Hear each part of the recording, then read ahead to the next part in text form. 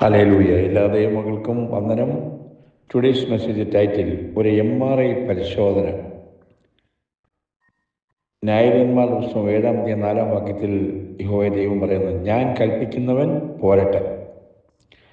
യഹോവ ഗിദെയോനോടും പട്ടി നക്കി കുടിക്കുമ്പോൾ നാവ് കൊണ്ട് വെള്ളം നക്കി കുടിക്കുന്നവരെയൊക്കെയും വേറെ കുടിപ്പാൻ, മുട്ടുകുത്തി കുനിയുന്നവരെയൊക്കെ വേറെ നിർത്താൻ കൽപ്പിക്കുന്നു. അതാണ് 7-ാം അധ്യായത്തിൽ കാണുന്നത്. യഹോവ ഗിദെയോനോട് നക്കി കുടിച്ച 300 പേരെ കൊണ്ട് ഞാൻ നിങ്ങളെ രക്ഷിച്ച് മിദ്യാന്യരെ നിങ്ങളുടെ കയ്യിൽ ഏൽപ്പിക്കും എന്ന് പറഞ്ഞു. അതാണ് ദൈവം പറഞ്ഞത്, ഞാൻ അവരെ പരിശോധിച്ചു തരാം. ഒരു ഡോക്ടറിനെ പോലെ പരിശോധിച്ചിട്ട് ഞാൻ അവരെ പരിശോധിച്ച് തരാം.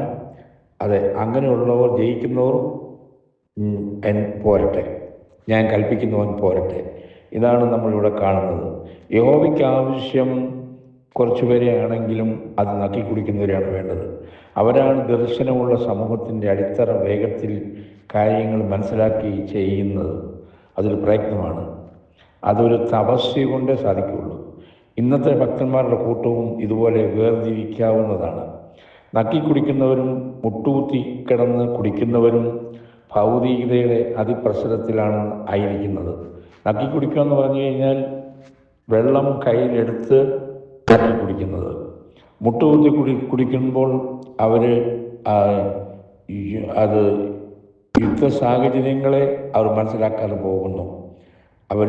അത് വരാൻ പോകുന്ന ഭവിഷ്യത്തിനെ അവർ മനസ്സിലാക്കുന്നില്ല. നക്കി കുടിക്കുന്നവർ അത് പരിസരം മനസ്സിലാക്കിക്കൊണ്ടാണ് അവർ കുടിക്കുന്നത്. അതാണ് അതിൻ്റെ വ്യത്യാസം.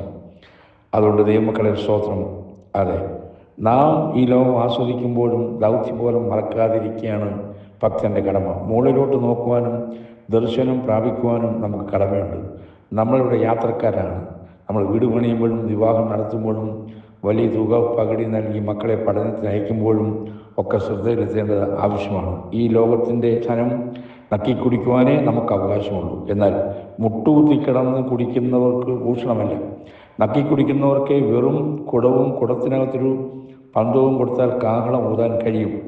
തീർച്ചയായും മിദ്യാന്യരോട് യുദ്ധം ചെയ്യുവാൻ, അവർക്ക് വാളെടുക്കുവാൻ അവർക്ക് കഴിയുമെന്നുള്ളതാണ്. സ്തോത്രം. ഇന്നത്തെ ദൈവജനവും നാം ആയിരിക്കുന്ന ഓരോരുത്തരും മിദ്യാന്യ ശക്തികളെ ഭയപ്പെടുത്തി ഓടിക്കുവാൻ കഴിവുള്ളവരാകേണ്ടതാണ്.